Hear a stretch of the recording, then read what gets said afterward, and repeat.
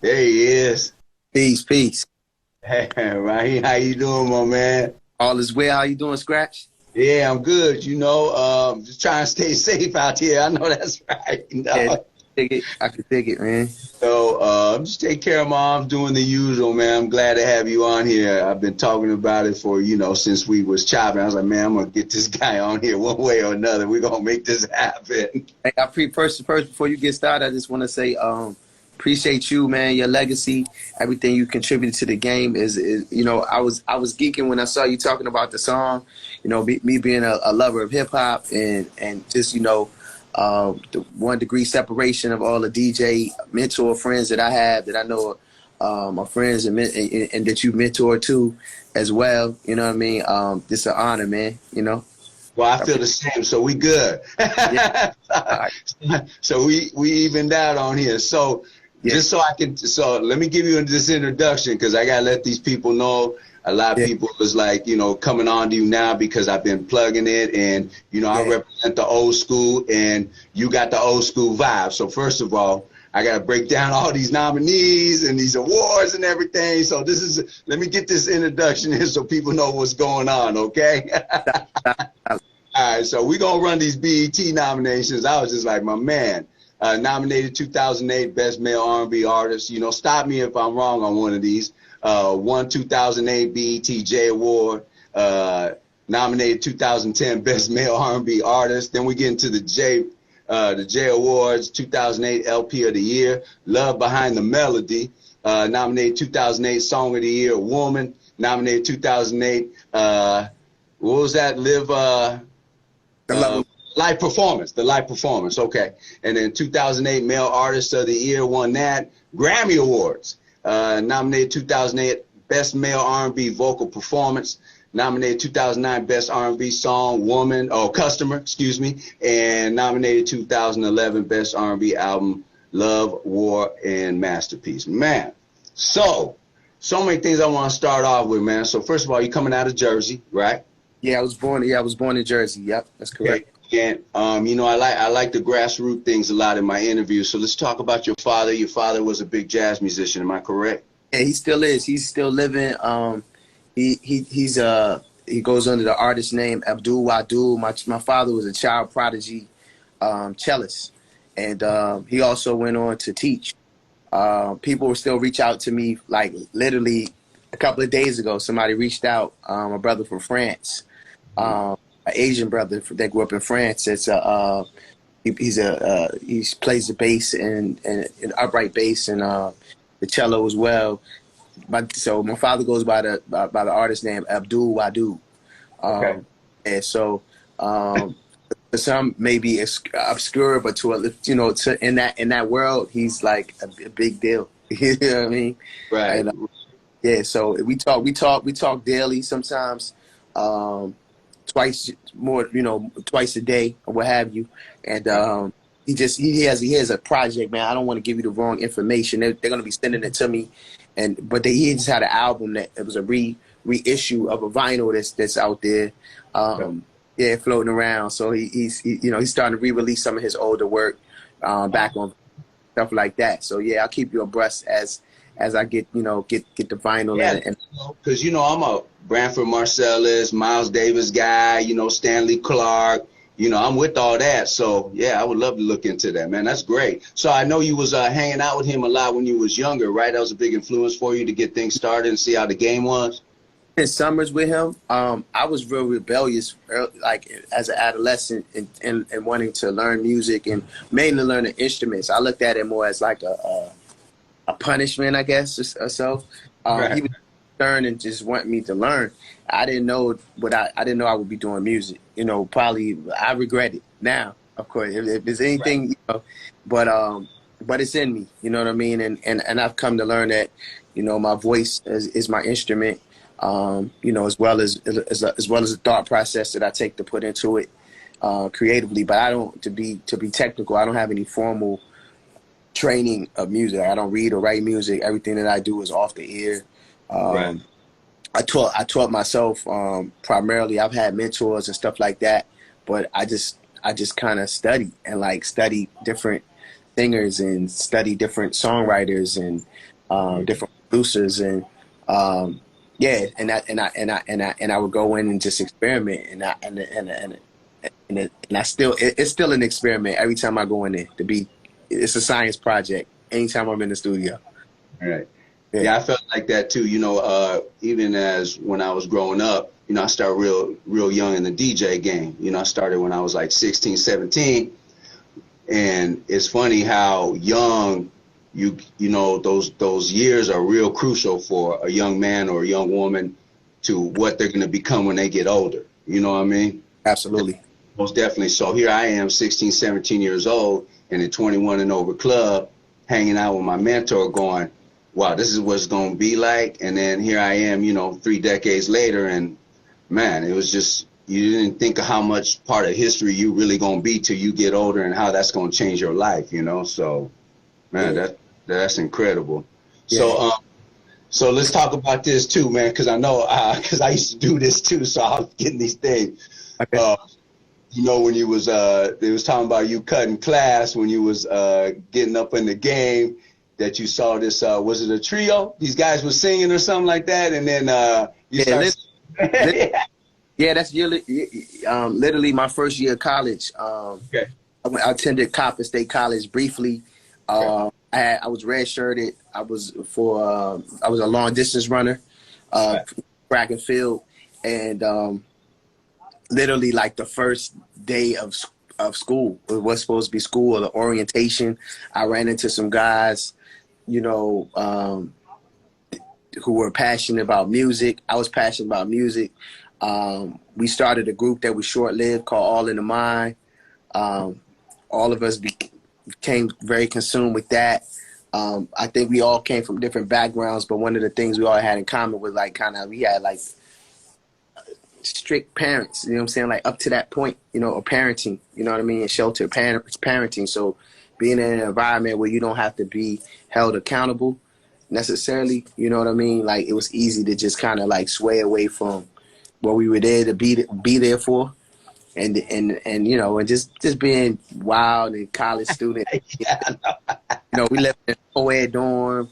It was the first of its kind at that time for HBCUs, if I'm not mistaken, and definitely first of its kind for like Baltimore. It was a big deal that we were in the middle of Baltimore City, west side of Baltimore, on this brand new college campus, Coppin State College, with this co-ed dorm that had maybe about 8 floors. You know what I mean? And yeah, man, and we started to get known on campus as the guys that sang and did our thing. After 3 semesters, I made the decision of dropping out and pursuing music full time, and okay. never look back. I never look back. Right. Okay, that's interesting.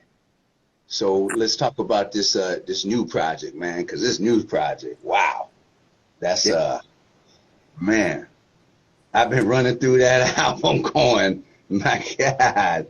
So the colleagues, how did you end up teaming up with them to get on this project? So the colleagues, me and KP, we connected back in probably like 2014, 2015, through social media.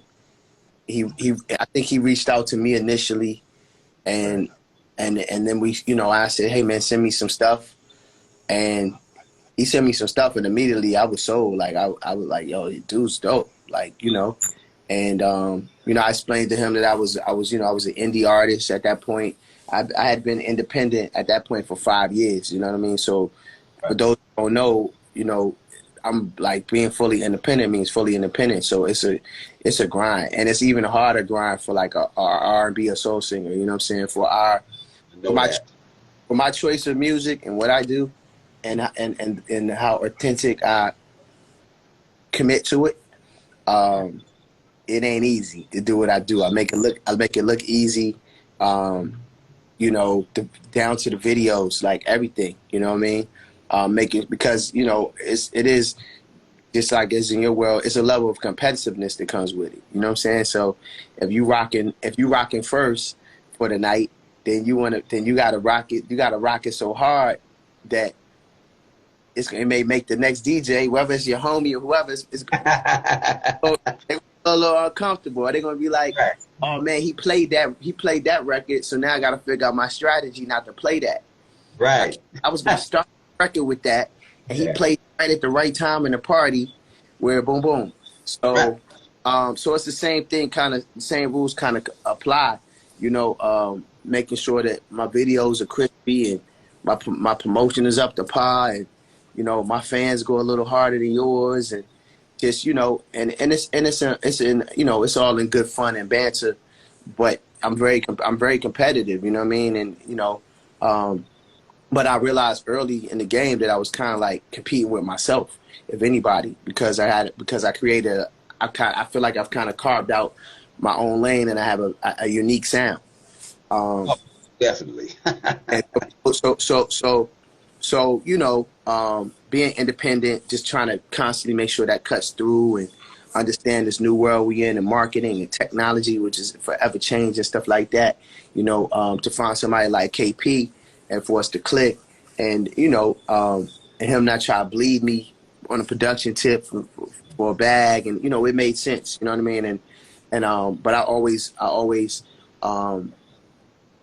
from day one made it clear, hey man, I want to give you what you're worth for.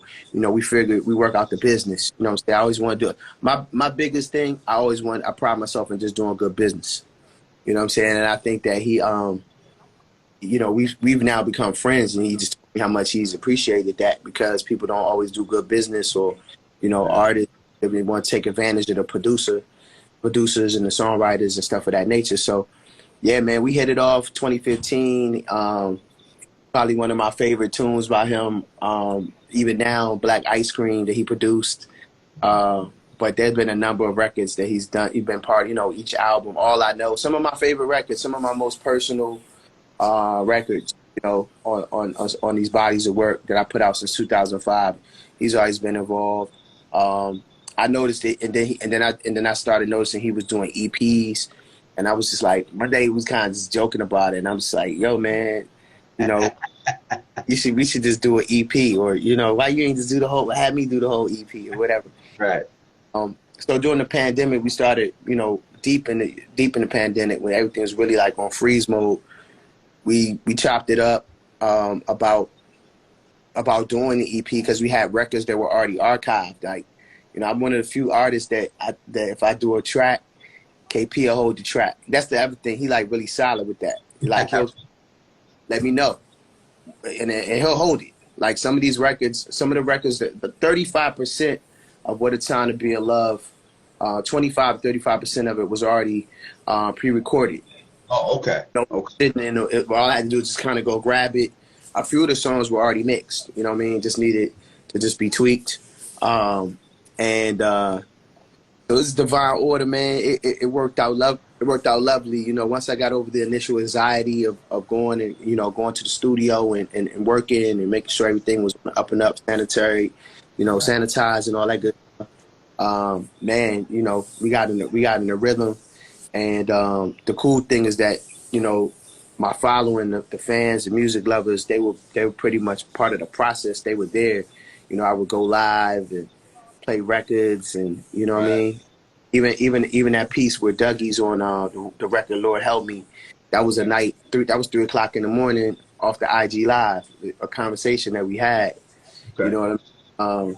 Yeah. So yeah, man, they phenomenal producers, and we just I think we got definitely a permanent marriage where we'll continue to do a number of things, not only for me but for other people. The phone's starting to ring a little bit for features and stuff like that. So, yeah. Yeah, definitely. So do you see anything with the newer or older cats, like any collabs? Because I've been seeing a lot of that going on. Snow Allegra's been having a couple of things. A lot of people, a lot of the newcomers have been having like old school artists come in, like Tony Braxton's been having a couple. I was like, you ever see like queuing up or linking up with someone that's old school to sing on a track with you? Oh, absolutely. Tell me who you feeling? Absolutely, in due time, man. I would love that. I got a record right now I've been holding on to for over a decade. But the record's time. Here's the thing: the record's timeless though. It can come out now. It can come out 20 years from now. That's I know right. that this, like, it's something about it, right? It could, it's magic. It's magical, and I would love to get Sade on it. Like Oh, that's, yeah. Like me and Sade would be. I think that would be. I could see that. Yeah, I just need the right plug or the right ear. So who? Right. So who gonna produce it? The colleagues or Sweetback? It's done. Kenny actually did it. You know what I'm saying? Kenny Okay. Yeah, Kenny did it. We do a lot of work. It's another producer that I thoroughly enjoy working with. We starting to put some blueprints together for a project that we don't talk too much about it right now, but Right. yeah. Right. No, I got you. Yeah. Yeah, I know. I heard she working on some new things. I saw that. Sure, always working, Yeah, she got a new album or something. Record with Babyface. I see somebody in the comments talking about that. So I do have that in the can. The record that I did with Face that he wrote was produced by a cat out of LA who has a great relationship with him and worked with him in the past. That record still is it's in a can. There was another album that I had planned to put out. Had the pandemic not happened. You know what I mean? Oh, okay. This particular album was definitely curated and well thought out in mind for where we are right now. You know what I mean? So like, you helped that one and did What a Time to Be in Love. You skipped over on that album? Yeah, it's because since 2018, I put out a record called Decade of a Love King, right? That was album number 6. And that was like a statement album, like basically saying like, hey, welcome to the decade of a Love King. Like I'm gonna be this what I'm gonna be doing. I'm gonna start to increase the workload. I'm gonna start dropping albums more frequently. When I was on Jive from 2005 to 10, it was kind of like every 2 years I'd put out a project. In a perfect world, I would have loved to have put out a project every 9 months, every 12 months, every summer, or every fall going into the winter.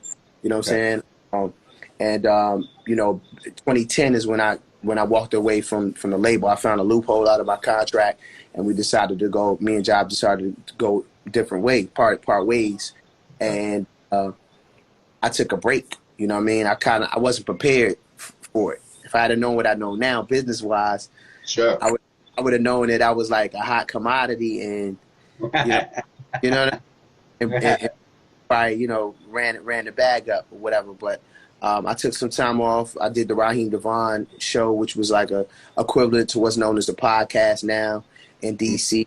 I had some of the dopest interviews during that time. I mean, from when Kim before Pepper Butterfly Kendrick, like you know what I mean. Kendrick on the rise. Kendrick came through, interviewed him. Miguel, before his big breakout album, helped break that in my market.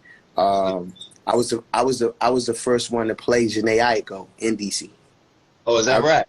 I remember when the tape came out, and I literally DM'd her, and and she was like, "Yo, thanks," and we were trying to. I think she come on the show. I think she might have did like a call in, something like that. But Boney James, I mean, you name it. I had everybody on the Raheem DeVaughn. T.I. pulled up, came for like hung out. Really? Okay. Right. Talk with Tiny on the speakerphone, the whole nine. Those were great times. I enjoy doing radio, and looking forward to doing some type of podcast or syndication or something at some point. That's something I would probably want to do. Once I hit my milestone of 50 or something like that. But yeah, like, I mean, I just it's you start and then I guess man, you start and you look up and it's like, yo, this is album. It's like album number 8 already. Like, where did this time? My first album came out in 2005. Right.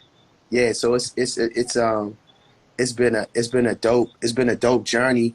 But I think it's safe to say, I think this new album, What a Time to Be in Love, album number 8, it speaks to the fact that, like, I haven't given the world my best music yet.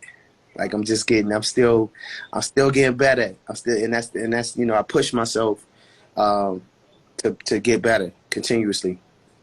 And you can tell from each album to album, I was like, oh man, there's gonna be one. And this new one, I was just like, there was so many dimensions. It was definitely a playthrough album. There was no skip through. You play it, you let it ride. I must have bought it on every platform. I said, here, get one of my moms, my one here, because we was growing up on Marvin and everything. So to bring my mom new artists that have the same kind of soul, I was like, look, and she's like, okay, I want that. So it's coming, man, with this album. I mean, step through this album. I mean, how did each song, the spoken word with Ra, I mean, how did that even all, man, I got so many questions for you. So the Ra thing, what made you even come with that?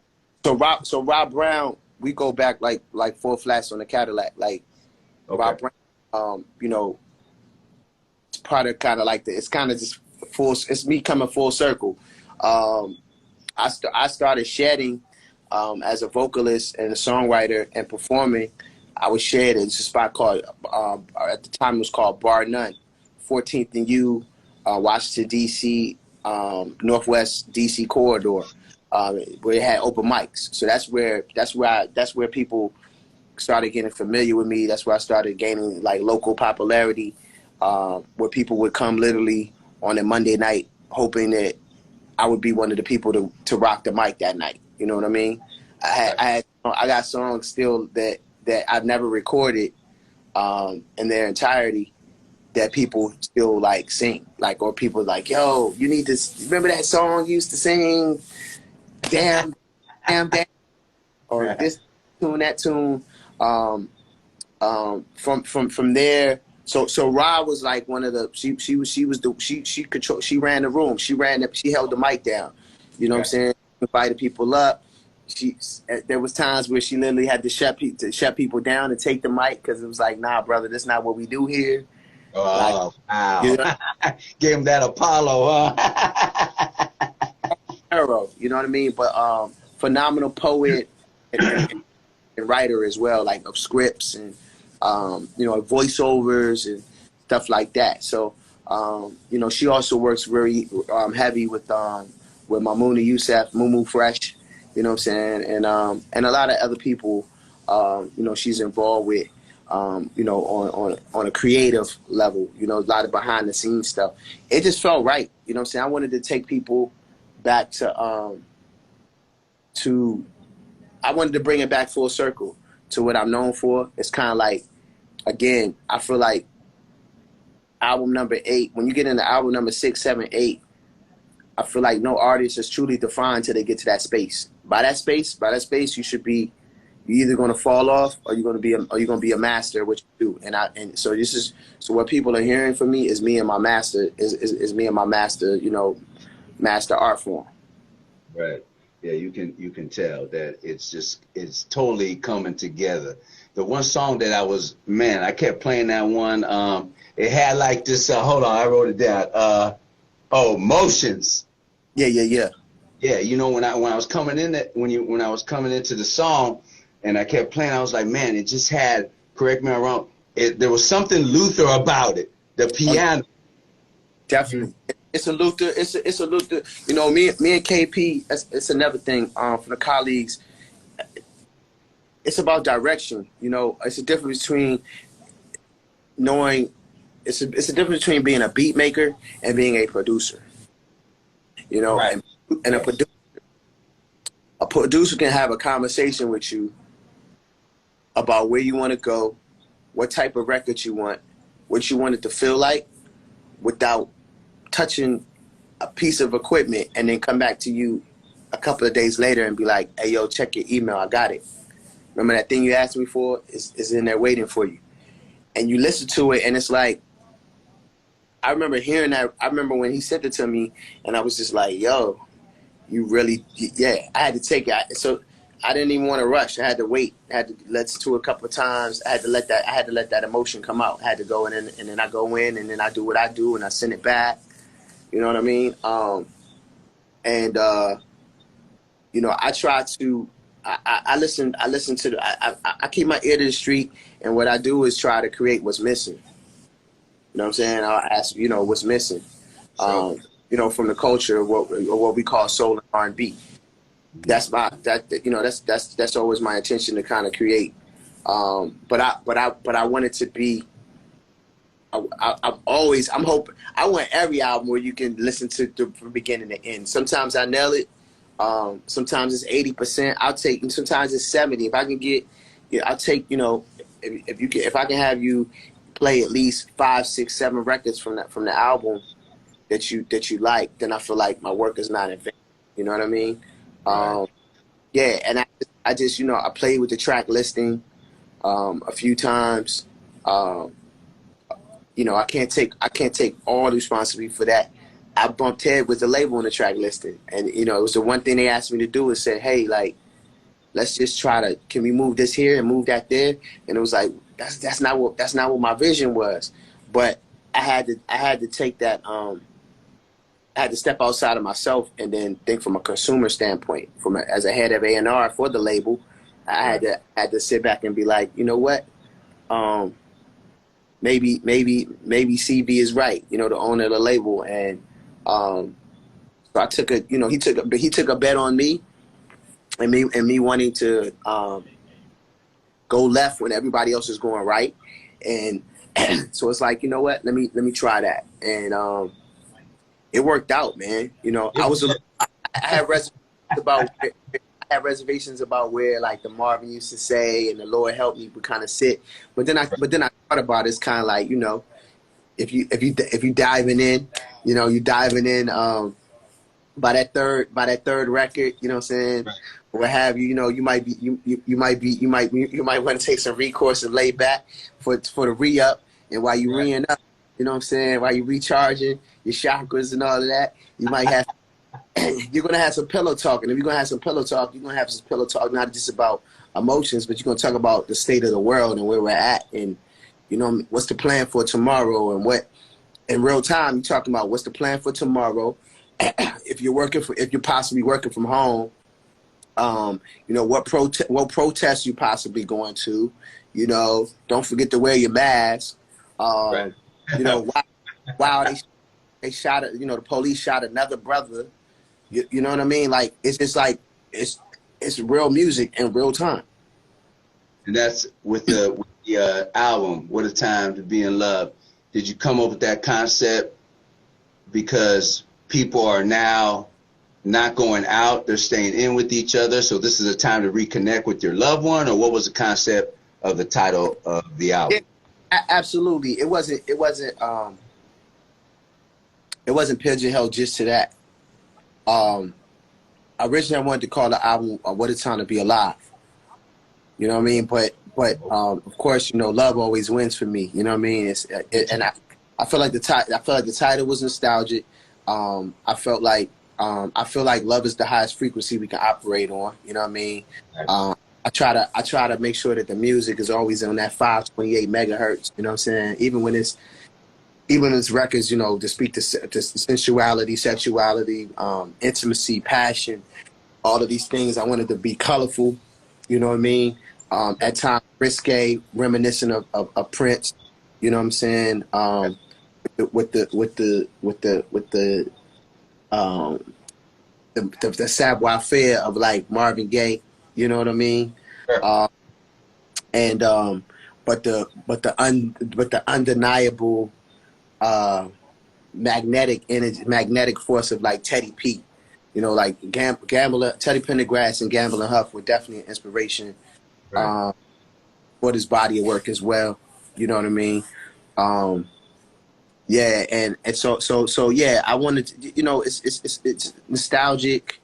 Love is, you know, all the album titles prior to this have love in them. You know, the love experience, love behind the melody, the Love and War masterpiece. You know, a place called Loveland, Love, Sex, Passion. Right. You know what I mean? Decade of a Love, the Love Reunion, and for the time to be in love, man. So it's just, the saga continues. Man, it's beautiful. So I want to talk about another song because my mother was a big civil rights activist back in the Panther days with the Chicanos. They were called Bala. They ran the same thing. Yeah. Okay. So I want to talk about Marvin used to say the concept and what was the, I can imagine what the motivation was for that. It was like we did need a new What's Going On by Marvin, so Yeah. I feel that that took the place of it. So you want to break that down a little bit for me? Wow, that's big. That's big. I knew that working on this album, that would be a record like of that magnitude, or Lord help me as well, would be expected of me. You know what I mean? And I was fearful that if I put out something that just anything other than that first, kind of be like, that's just not what I do. You know what I mean? Yeah. So, but I didn't. I to pull from it artistically, I couldn't find that space, and at the time, and I got a call from I text message from a buddy of mine, dope artist friend, Loverboy Vo, out of North Carolina, and he sent me this record at the time, which was not Marvin used to say. Those lines weren't in it, and when he sent me the record, I was like, it was nothing but the universe. You know what I'm saying? It was this manifestation, as we call it. Like, yo, this is the record. So when he sent it, he just sent it like bloop, and so I started to text him and say, hey, is this for you or is this for me? And I think maybe I might have said it, and I texted to him, but before he could even respond, I called him. And then and we had like the realest conversation ever. And I was just like, look, man, I think I started the conversation because I wanted the record. You know what I'm saying? I not only I wanted, I needed it. I needed it because I feel like I needed it, and I needed the world to hear it. I needed it too, because music is therapeutic for me. When I go in the studio, it's therapy for me. I realized that. You know what I mean? And so I started the conversation. I said, yo, you know who Leon Ware is? And he was like, but then I tell him the story of Leon Ware and the Marvin Gaye I Want You album. The story of Berry Gordy and Leon Ware and Marvin Gaye, and how they were both on Motown, and Leon took the guys and put them together, and basically, a lot for people that don't know, that entire album, Leon Ware wrote and produced it. Incredible album. You know what I mean? It was a pivot moment for everybody involved, for Motown, for Marvin, and for Leon. And the thing was, in the Barry's mind, Marvin had the look, he had the flavor, he had the vibe, he had the voice. You know what I'm saying? And Leon had these songs. Right. And he had to figure out how to convince Leon to give this entire album to Marvin Gaye. And he had to, and then he had to figure out how to persuade Marvin, who for real wanted to be like the Black Frank Sinatra. Right. You know what I'm saying? To do these songs. You know what I mean? And then on top of that, he had a business to run, and he knew if he could get that to happen, then Motown would do what it needed to do. Right. So it'd be a big payday for him and the label, of course. You know what I'm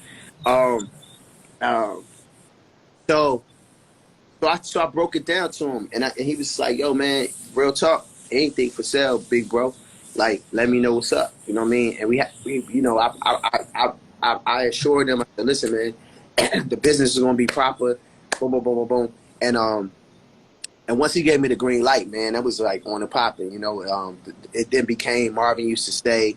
You know, I wrote some top lines and added a few things, and I sent the record over to KP, colleagues, and KP did his thing on it. Big shout out to Mike Blades as well, who was involved in that record, and the Desperados. They're out of the Carolinas, man. They've been and it's opened up a lot of doors for them too. Like they often, they doing their thing right now. So Bit was doing it anyway, but sometimes it just take the right person to come and just like say, hey, come on, bro. Let me show y'all. You know what I'm saying? Let me show y'all what a placement feel like real quick. You know what I mean? And handle it right. So so I'm happy for them, man, and I appreciate them just being in a humble place to allow me to be able to be the vessel to, connect with them artistically and make something that doesn't belong to any of us. It came through us that the world needs to hear. You know what I mean? So that's how that Marvin Used to Say record came about, man. That's a beautiful song. I was on YouTube yesterday on your YouTube channel, and there was kind of a mini video for that. You had something to do with that? Yeah. That was nice, by the way. The lyric video, big shout out to my brother Hezekiah out of Philly, who put that together. He does the lyric videos from time to time for me, and that's not even the official video. We got the official video coming, next early year, tentatively. Yeah, so I don't want to spoil it. Right. I think it's gonna blow everybody's mind when they see it. Yeah. Okay, nice. Right, you got a virtual concert coming up? I do. I have a virtual concert. Yeah, let's talk about that, how that's coming together and everything. Let's give them details. That way we can start plugging it up. Okay. Yeah, I have a online virtual concert that's coming up. I know that it's going to be December 23rd, Okay. the Wednesday, if I'm not mistaken. Tickets are going up soon. Just minor tweaks and things happening. I have my own portal network being created right now. Nice. For the fans out there that have been asking about the DMG network, it's almost complete. We're gonna be up and running. All my music will be there, available for stream and purchase, as well as exclusive content. Shout out to Instagram. I know we do our thing on everything, but at the end of the day, we don't own the content. You know what I'm saying? Any given time, it can be taken down, disbanded, that type of thing. So I'm just trying to lead by example, man. It's going to be subscription based.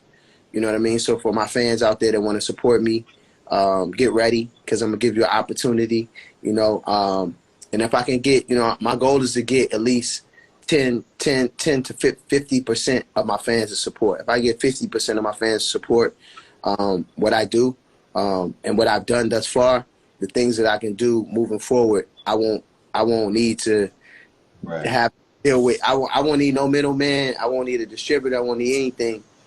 Right. Unless it's just a partnership that I want to do. You know what I mean? So, so yeah, it's definitely about ownership and upping the bar, and I'll be able to have the proper finance to finance my projects and do. Good thing, give them the looks that they deserve and stuff of that nature. And that's not a shot at like any of the labels or distributors or anybody I've worked with, past or present. But it's a thing where, R&B and soul music and what we do, it's something that I'm passionate about. It's the heartbeat of culture and our people still, and it deserves more than it deserves more than what it. It deserves more of a deposit than what it gets to me. I feel a lot at times, like, you know what I'm saying, from deserves more of a deposit. You know what I mean? I've seen it be devalued to a point where it's distasteful to me at this point, and I think that's why we often hear people using the phrase of saying like R&B has died or it's dead and whatever. It's just that the proper marketing dollars are not there.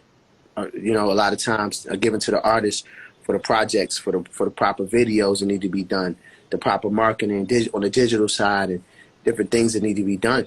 And the only way to do that is to just do it yourself.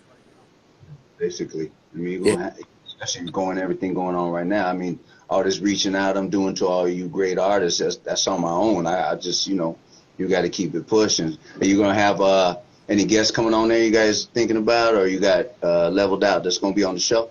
Yeah, well, the first show is definitely it's going to be about me and the fans and stuff of that nature.